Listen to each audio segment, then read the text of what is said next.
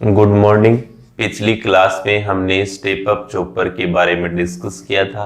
तो step up chopper हमेशा क्या करता है कि जो फिक्स्ड आपकी डीसी है उसे स्टेप अप करता है, यानी यहाँ पर चॉपर होगा वो आपको वेरिएबल डीसी प्रोवाइड कराएगा, लेकिन स्टेप डाउन होगा वो सोर्स से कम आपको आउटपुट वोल्टेज देगा, जबकि स्टेप अप आपको क्या प्रदान कराएगा, इनपुट सप्लाई से अधिक आउटपुट प्रदान कराता है।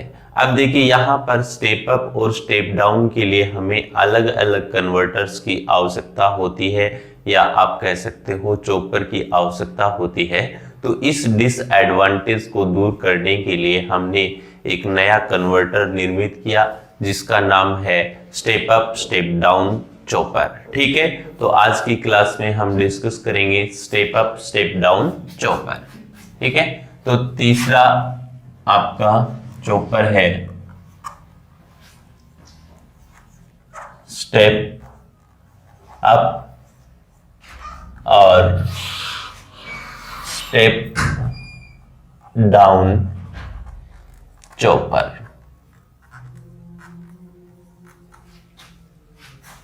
स्टेप अप और स्टेप डाउन चॉपर। अब देखिए हमने पिछली क्लास में डिस्कस किया स्टेप अप और स्टेप डाउन, तो दोनों की ही संरचना क्या होती थी, अलग होती थी। लेकिन यहां पर step up step down chopper केवल एक ही सर्किट है, उसी से हम क्या करते हैं, अल्फा की वैल्यू को 0 से 1 तक परिवर्तित करके जो आपकी वेरिएबल वोल्टेज है उसको परिवर्तित करेंगे, या तो स्टेप अप करेंगे या स्टेप डाउन करेंगे। तो फर्स्ट पॉइंट हम यहां पर क्या नोट करेंगे, स्टेप अप चॉपर तथा स्टेप डाउन चॉपर के लिए अलग अलग परिपथ की आवश्यकता होती है,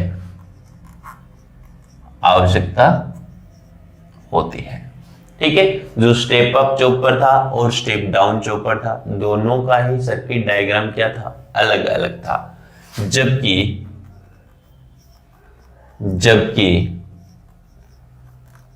स्टेप अप या स्टेप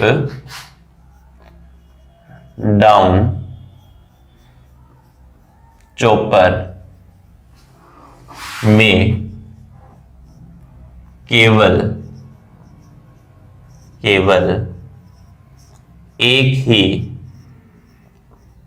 परिपथ का प्रयोग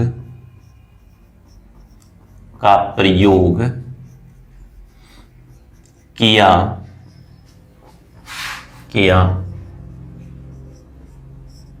जाता है। केवल यहां पर हम क्या करेंगे, एक ही चॉपर का प्रयोग करेंगे, और इसकी वैल्यू स्टेप डाउन करनी है या स्टेप अप करनी है वो निर्भर करेगा ड्यूटी साइकिल पे। तो हम क्या लिखेंगे, तथा चॉपर की आउटपुट वोल्टेज स्टेप अप या स्टेप डाउन करने के लिए ड्यूटी साइकिल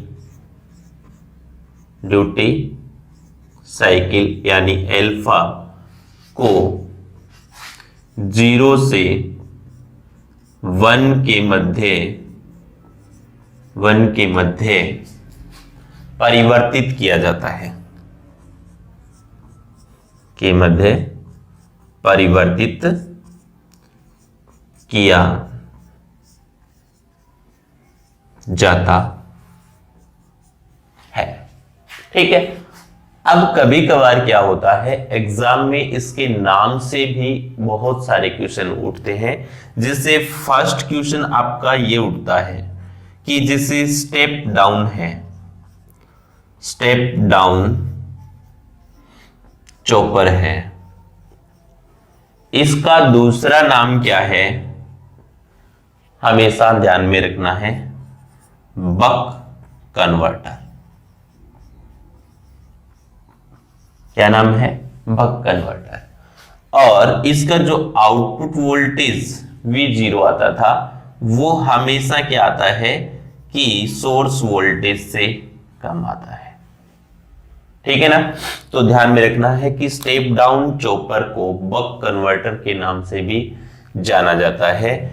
जबकि दूसरा आपका कौन सा है, स्टेप अप चॉपर। दूसरा है आपका स्टेप अप चॉपर। और स्टेप अप चॉपर है, इसे हम बूस्ट कन्वर्टर, बूस्ट कन्वर्टर के नाम से भी जानते हैं। इसलिए इसका आउटपुट वोल्टेज हमेशा सोर्स वोल्टेज से क्या होता है, अधिक होता है। जबकि हमारा तीसरा भाग कौन सा है, step up step down chopper है। तो तीसरा हमारा कौन सा है, स्टेप अप या स्टेप डाउन चॉपर। इसे हम बक बूस्ट या बूस्ट बक कन्वर्टर के नाम से भी जानते हैं। तो क्या लिखेंगे, बक बूस्ट कन्वर्टर। ठीक है ना। तो ये तीनों के क्या है, अलग से उपनाम है, इन्हें भी ध्यान में रखना है। क्योंकि कभी कभार एग्जाम में आपको स्टेप डाउन चॉपर के नाम से न देकर के किस नाम से दिया जा सकता है, बक कन्वर्टर के नाम से दिया जा सकता है। दूसरा आपका स्टेप अप चॉपर है, इसे बूस्ट कन्वर्टर के नाम से। और स्टेप अप स्टेप डाउन को हमारा यहाँ पे बक बूस्ट या बूस्ट बक कन्वर्टर के नाम से भी जाना जाता है।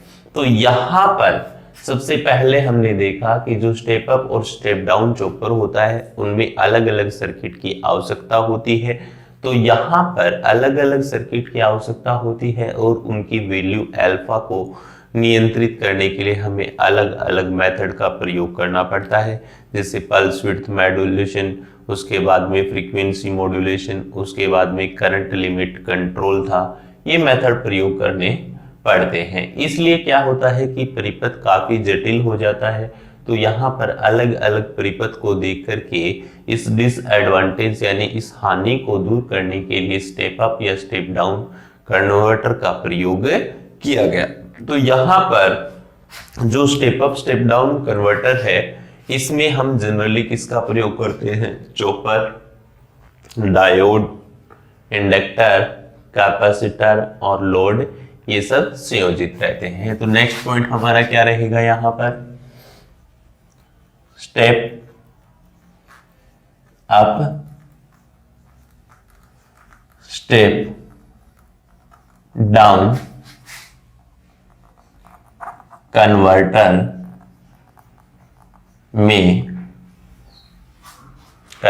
में सोर्स कौन सा होगा, डीसी सोर्स, इंडक्टर,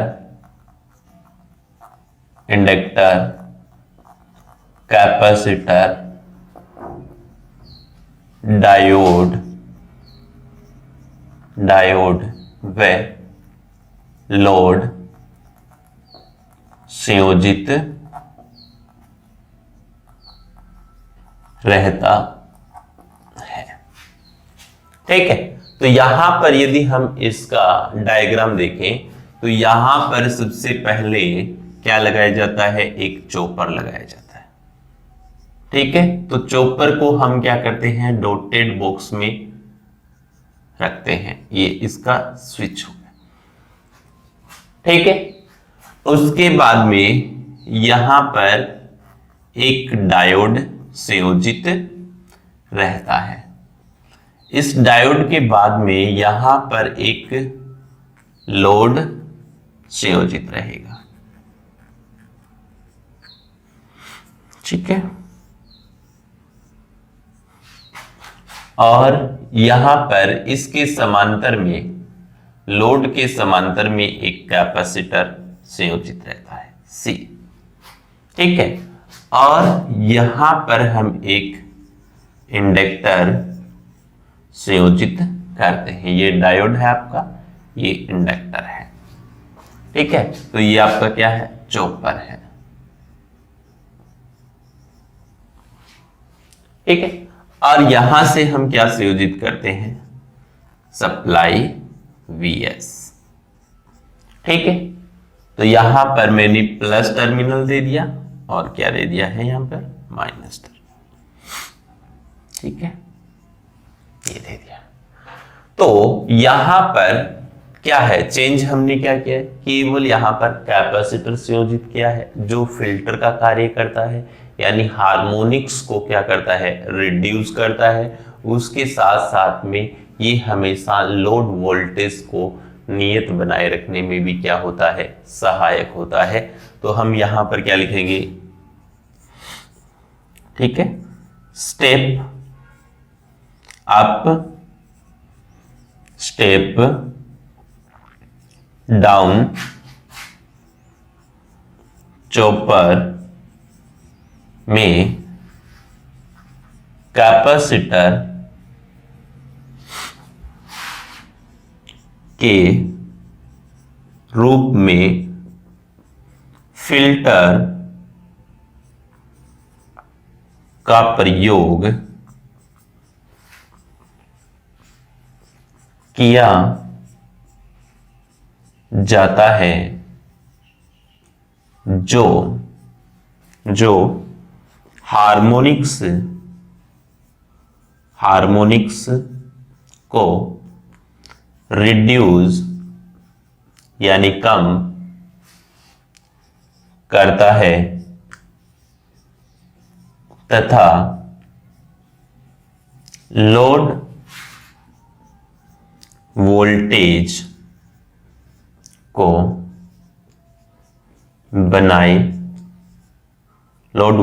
को कांस्टेंट बनाए रखता है, ठीक है ना। क्या बनाए रखता है, कांस्टेंट बनाए रखता है, यानी नियत, कांस्टेंट बनाए रखता है, ठीक है। अब बात करते हैं कि ये किस प्रकार से आपका एनर्जी स्टोर करता है और किस प्रकार से आपको आउटपुट वेवफॉर्म प्राप्त होती है। तो जैसे ही फर्स्ट केस में देखिए, यहाँ पे प्लस टर्मिनल है, यहाँ पर माइनस टर्मिनल है, और चॉपर को हम क्या करते हैं, ऑन करते हैं। केस फर्स्ट में हमने क्या किया, यहां पर चॉपर को क्या कर दिया है, ऑन कर दिया है। जब आप चॉपर को ऑन करते हो तो यहां पर ये टर्मिनल क्या होगा, प्लस, और ये क्या होगा, माइनस। तो यहां से ये प्लस है, तो ये डायोड है आपका, तो डायोड का ये N भाग है, किससे जुड़ रहा है, पॉजिटिव सिरे से। तो जब आपके डायोड का N भाग बैटरी के धनात्मक सिरे से संयोजित होता है और P भाग बैटरी के ऋणात्मक सिरे से संयोजित होता है, तो वो हमेशा क्या हो जाता है, पश्च बायसित हो जाता है। तो जब आपका चॉपर ऑन होता है तो उस कंडीशन में यहां पर आपका जो डायोड होगा वो क्या होगा, ओपन होगा, या आप कह सकते हो रिवर्स बायस होगा। क्या होगा, रिवर्स बायस होगा। उस कंडीशन में यहां पर जो करंट होगा इस भाग में प्रवाहित होगा।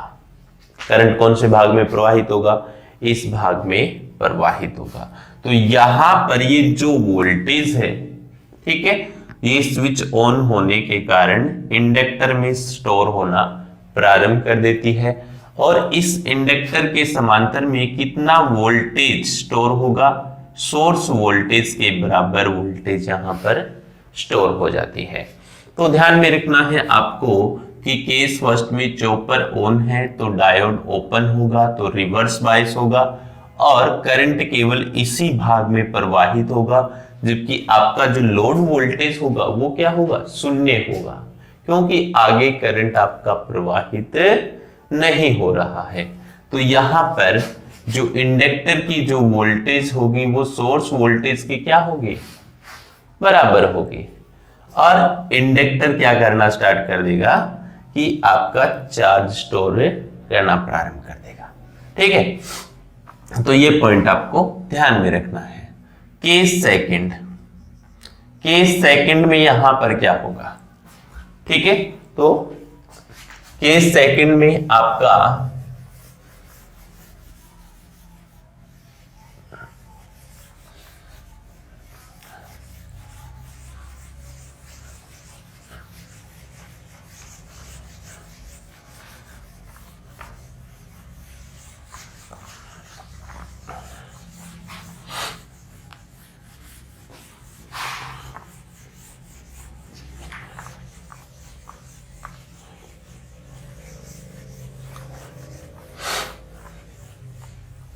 ठीक है, केस सेकंड की बात कर रहे हैं। तो यहां पर केस सेकंड में आप क्या करोगे, स्विच को ऑफ करोगे, यानी चॉपर को क्या करोगे, ऑफ करोगे। चॉपर को ऑफ करते हो आप, तो यहां पर परिपथ क्या बनेगा कि ये तो ओपन हो गया आपका यहां से, ठीक है, ये तो क्या हो गया, ओपन, और यहां पर आपका क्या संयोजित किया गया है, इंडक्टर, और यहां पर आपका क्या है, डायोड है, ठीक है, यहां पर आपका क्या संयोजित है, लोड संयोजित, और इसके समांतर में यहां पर क्या संयोजित है, कैपेसिटर, जो किसका कार्य करता है, फिल्टर का। ठीक है, तो यहां पर ये जो इंडक्टर है और यहां पर जो सप्लाई है Vs, ये ऑन है आपकी, लेकिन चॉपर यहां पे क्या है, ओपन है, यानी आपने ऑफ कर दिया है चॉपर को। तो चॉपर को ऑफ करने के कारण पहले इसकी ध्रुवता क्या थी, प्लस माइनस थी, अब वापस क्या हो जाएगी, माइनस यहां पर हो जाएगा और प्लस यहां पे हो जाएगा। ये लोड संयोजित है, ठीक है, तो यहां पर प्लस होने के कारण ये यहां से डायोड का जो P भाग है उससे पॉजिटिव टर्मिनल संयोजित हो जाएगा और N भाग से नेगेटिव। तो अब की बार आपका डायोड क्या हो जाएगा, फॉरवर्ड बायस, और उस अवस्था में किसकी तरह व्यवहार करेगा, शॉर्ट सर्किट की तरह। किसकी तरह, शॉर्ट सर्किट की तरह, इसकी तरह व्यवहार करेगा, शॉर्ट सर्किट की तरह, और इसमें इस प्रकार से क्या प्रवाहित होना प्रारंभ कर देगी, धारा प्रवाहित होना प्रारंभ कर देगी। तो यहां पर सेकंड के इसमें चॉपर ऑफ है तो डायोड क्या होगा, ऑन होगा, यानी फॉरवर्ड बायस होगा, फॉरवर्ड बायस होगा, ठीक है, और आपकी जो वोल्टेज होगी, आउटपुट वोल्टेज क्या होगी, आपको प्राप्त होगी। V0 क्या है, आपकी आउटपुट वोल्टेज। ठीक है, तो हमें यहां पर जब हम ग्राफ बनाते हैं इसका, तो देखिए लोड करंट, ठीक है,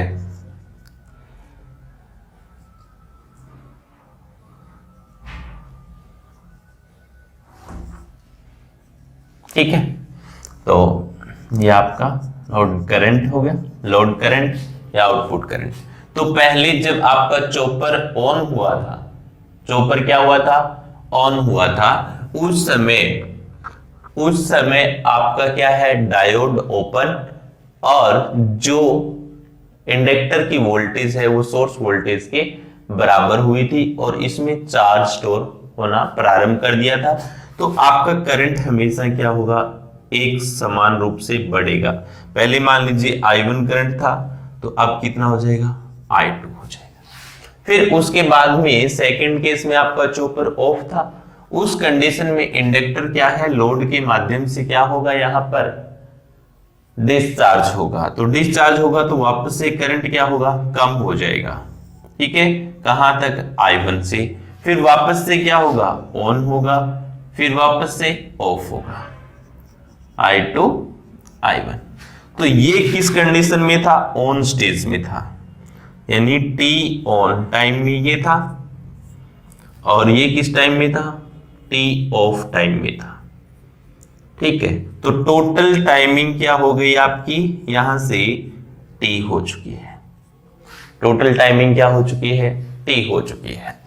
तो अब यदि हम बात करें कि जब इंडक्टर आपका चार्ज होता है उस समय उस इंडक्टर में कितनी एनर्जी स्टोर होती है, और जब वो डिस्चार्ज होता है तो उस समय में उसमें कितनी एनर्जी स्टोर होती है, इस बात की यदि हम गणना करें तो यहां से हमारा आउटपुट वेवफॉर्म उत्पन्न होता है। क्या उत्पन्न होता है, आउटपुट वेवफॉर्म। ठीक है, तो आउटपुट वेवफॉर्म ज्ञात करने के लिए हमें क्या करना पड़ेगा, यहां पर कि इंडक्टर में कितनी एनर्जी स्टोर होती है। तो हम सभी जानते हैं कि एनर्जी बराबर क्या होता है, P इंटू टी, पावर गुणा समय होता है। ठीक है ना, तो पावर को हम किससे मल्टीप्लाई कराएंगे, समय से। ठीक है ना, तो फर्स्ट पॉइंट यहां पे क्या लिखेंगे, इंडक्टर में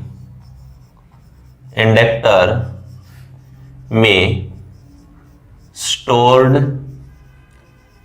एनर्जी, इंडक्टर में स्टोर्ड एनर्जी।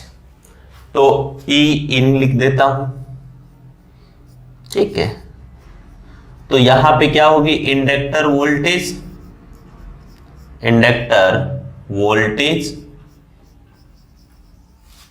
गुणा धारा यानी करंट इनटू टाइम होगा। ठीक है, तो इंडक्टर में जो वोल्टेज थी, इंडक्टर के अक्रॉस जो वोल्टेज थी वो क्या थी, आपकी VL थी। क्या थी, VL थी। ठीक है, और यहां पर जो करंट है वो क्या है, I1 से I2 है। I1 से क्या है, I2। तो हम इसका क्या लेते हैं, एवरेज ले लेते हैं, औसत ले लेते हैं। तो क्या होगा, I1 प्लस I2 बटे 2। और यहां पर टाइमिंग क्या है, केवल टी ऑन टाइम है। तो क्या है, टी ऑन टाइम है। तो यहां से एनर्जी E इन बराबर क्या होगा, VL किसके बराबर था, सोर्स वोल्टेज के बराबर था।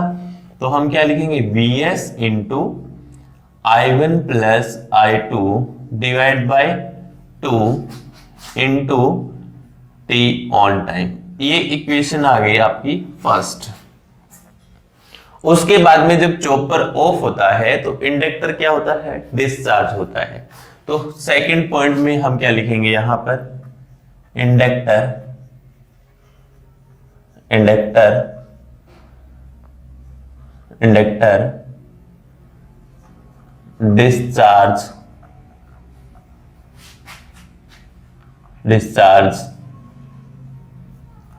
डिस्चार्जिंग एनर्जी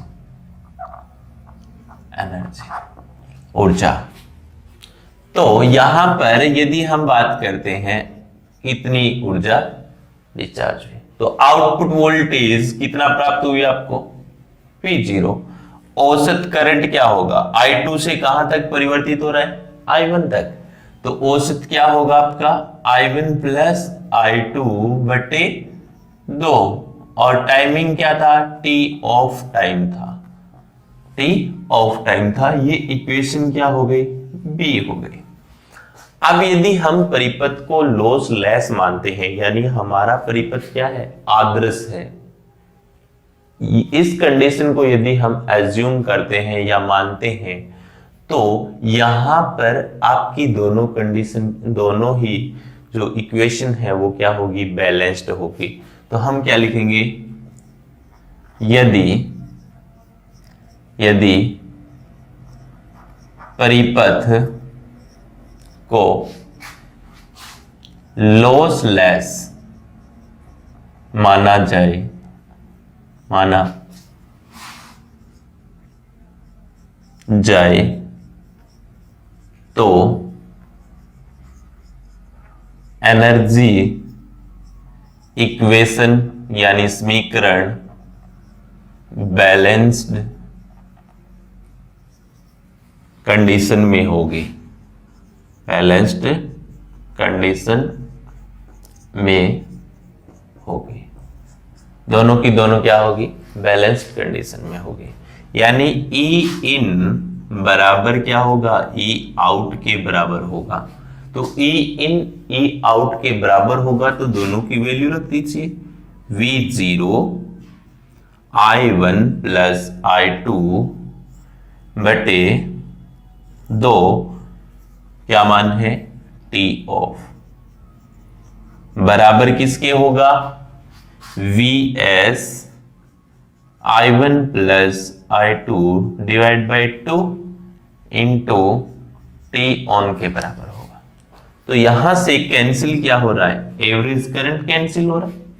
तो आपके पास समीकरण क्या बचा? V0 T ऑफ बराबर Vs T ऑन, है ना। तो यदि हम आउटपुट वोल्टेज निकालते हैं तो V0 बराबर आपके पास क्या होगा? Vs इंटू टी ऑन बटे टी ऑफ होगा। अब देखिए, चूंकि T बराबर क्या होता है? T ऑन प्लस में T ऑफ होता है, तो हमें क्या निकालना है? T ऑफ निकालना है यहां से। तो हमने T ऑफ निकाला तो V0 बराबर Vs इंटू टी ऑन, और टी ऑफ के बराबर आप क्या लिख सकते हो? T minus T on, T minus T on निकाल सकते हो, है ना। तो अब यदि हम दोनों इसमें ऊपर और नीचे T का भाग दे देते हैं तो V0 बराबर Vs इंटू टी ऑन बटे क्या हो गया? T, और नीचे क्या हो गया? T बटे T माइनस T ऑन बटे क्या हो गया? T। चूंकि अल्फा इक्वल टू क्या होता है? T ऑन बटे T होता है ना। तो यहां से V0 बराबर आप क्या रखते हो? Vs इंटू ये क्या हो गया? अल्फा बटे 1 माइनस क्या आ चुका है? अल्फा आ चुका है। तो ये आपका क्या होगा? फाइनल फॉर्मूला होगा किसमें? Step up step down chopper में, जिसे हम बक बूस्ट या बूस्ट बक कन्वर्टर के नाम से भी जानते हैं। तो ये फॉर्मूला आपको यहां पर इसमें ध्यान में रखना है। तो यहां पर आपको ध्यान में रखना है कि जब अल्फा की वैल्यू 0.5 से कम होती है, ठीक है, ये बहुत बार एग्जाम में पूछा गया है कि आपका जो step up step down chopper है उसके लिए यदि ड्यूटी साइकिल का मान 0.5 से कम होता है तो वो किसकी तरह व्यवहार करता है? तो हमेशा किसकी तरह व्यवहार करेगा? स्टेप डाउन की तरह, स्टेप डाउन चॉपर की तरह व्यवहार करेगा, ठीक है। और यदि अल्फा, तो यहां पे आउटपुट वोल्टेज क्या होगी? लेस देन सोर्स वोल्टेज, ठीक है। सेकंड केस में ध्यान में रखना है कि अल्फा का मान यदि 0.5 वोल्ट से क्या होता है? अधिक होता है, तो आपका step up step down chopper किसकी तरह व्यवहार करता है?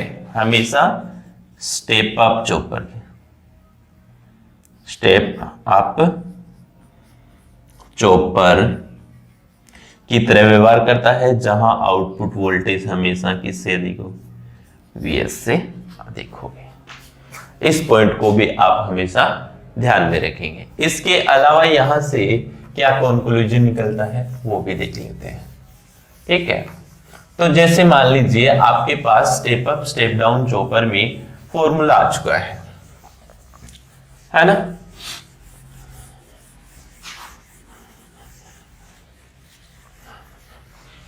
ठीक है,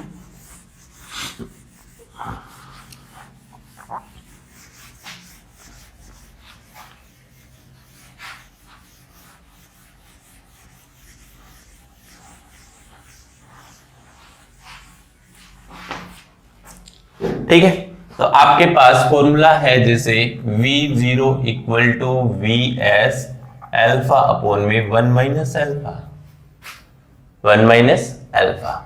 जब आपने अल्फा की वैल्यू क्या रखी, यहां पर आपने अल्फा की वैल्यू 1 रख दी, मान लीजिए अल्फा की वैल्यू क्या रख दी 1। अल्फा की वैल्यू जब इस फॉर्मूले में आप 1 रखते हो तो हमेशा यहां पर क्या होगा कि अल्फा की वैल्यू 1 रखने के कारण V0 बराबर VS इंटू यहां पर 1 अपॉन में 1 माइनस 1, यानी 1/0। 1/0 होगा तो ये अनंत मान हो जाएगा, आउटपुट वोल्टेज क्या होगी, इन्फिनिटी होगी। तो मैंने यहां पर पॉइंट बताया कि जब अल्फा का मान 0.5 से अधिक होता है तो स्टेप अप चॉपर, तो यहां पर वोल्टेज क्या हो रही है, इन्फिनिटी हो रही है यूनिटी पर। यदि आप इसमें वैल्यू क्या रखते हो, कम रखते हो, जैसे अल्फा इक्वल टू आपने रख दिया 0.8 रख दिया है ना, 0.8 रखोगे तो आउटपुट वोल्टेज V0 बराबर VS इंटू 0.8 बटे 1 माइनस 0.8, तो V0 बराबर VS और यहां पे क्या आ गया आपका 0.8 बटे 0.2, तो पॉइंट से पॉइंट गया 2 से 4 टाइम, तो आउटपुट वोल्टेज क्या हो चुका है, 4 टाइम्स हो चुका है किसका, सोर्स वोल्टेज का। तो किसकी तरह व्यवहार कर रहा है, स्टेप अप चॉपर की तरह व्यवहार कर रहा है। इसी प्रकार यदि आप अल्फा की वैल्यू क्या रखते हो, जैसे 0. आपने कितना ले लिया, यहां पर 2 ले लिया, तो 0.2 क्या है, 0.5 से कम है ना।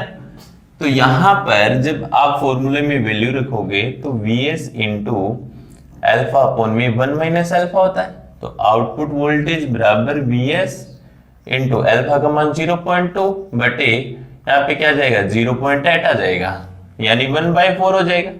तो V0 बराबर VS इंटू 1/4 हो गया। पहले का क्या होगा, 1/4 हो चुका है सोर्स वोल्टेज का। तो इस प्रकार यहां पर ये किसकी तरह व्यवहार कर रहा है, आपका स्टेप डाउन चॉपर की तरह व्यवहार कर रहा है। तो तीनों चॉपर्स के लिए आपको फॉर्मूले ध्यान में रखने हैं। सबसे पहले हमने पढ़ा था स्टेप डाउन चॉपर, ठीक है। तो स्टेप डाउन चॉपर में जो आपका एवरेज वोल्टेज आया था, एवरेज आउटपुट वोल्टेज बोल दीजिए, V0 बराबर क्या आया था, अल्फा VS आया था। तो वहां पर यदि लोड क्या होता है, लोड मान लीजिए क्या है, R है, तो एवरेज करंट क्या आ जाएगा वहां से, V0 बटे R, यानी अल्फा VS बटे क्या हो जाएगा, R हो जाएगा। और यदि आप RMS वैल्यू निकालते हो इसकी, RMS वोल्टेज कभी कभार आपसे एग्जाम में पूछ भी ले, तो RMS वोल्टेज V0 RMS बराबर क्या होगी, √R इंटू VS होगी, सॉरी R नहीं अल्फा, ठीक है। इसी प्रकार यदि आपसे RMS करंट पूछ ले, I0 RMS, तो आपका जो RMS वोल्टेज है उसमें लोड का भाग देना आपको, तो √अल्फा VS अपॉन में क्या आ जाएगा, आपका R आ जाएगा, ठीक है।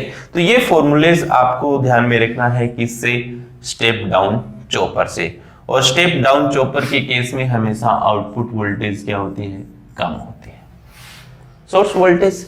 सेकंड हमने पढ़ा था स्टेप अप चॉपर।